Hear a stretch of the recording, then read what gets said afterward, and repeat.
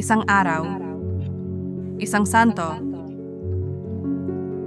may maligayang pagdating sa channel na nagbibigay pugay sa mga lalaki at babae na nagmarka sa kasaysayan ng simbahan sa buong panahon. Ngayon, 10 ng Oktubre, ating ipinagdiriwang si San Paulino ng York. Kamusta? Si San Paulino ng York ay isang misyonero at obispo noong ika-7 siglo.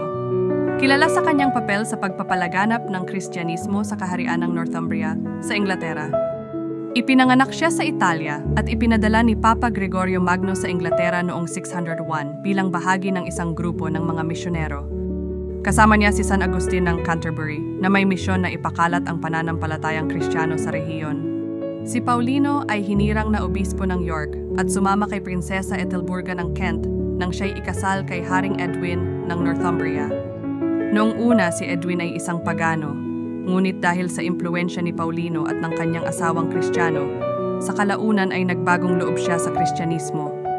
Matapos mabinyagan si Edwin, nagpatuloy si Paulino sa pag-convert ng mga tao sa Northumbria na nagbibinyag ng libu-libong tao sa mga ilog at bukal sa buong rehiyon.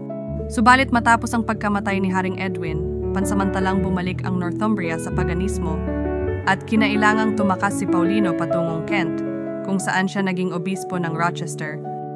Nagpatuloy siya sa paglilingkod sa simbahan nang may debosyon hanggang sa kanyang kamatayan noong 644. Ngayon, pinaparangalan si San Paulino dahil sa kanyang sigasig at katatagan sa pagpapalaganap ng Kristyanismo sa Hilagang Inglaterra. Narito ang isang panalangin para kay San Paulino ng York. O San Paulino, ikaw na nag-alay ng iyong buhay upang ipalaganap ang liwanag ni Kristo, gabayan mo kami upang makalakad kami sa pananampalataya ng may tapang at determinasyon.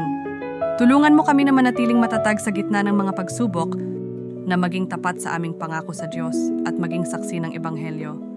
San Paulino, ipanalangin mo kami at ang lahat ng naghahanap ng katotohanan upang sa isang araw, magkaisa kami sa kapayapaan at pag-ibig ng Diyos. Amen.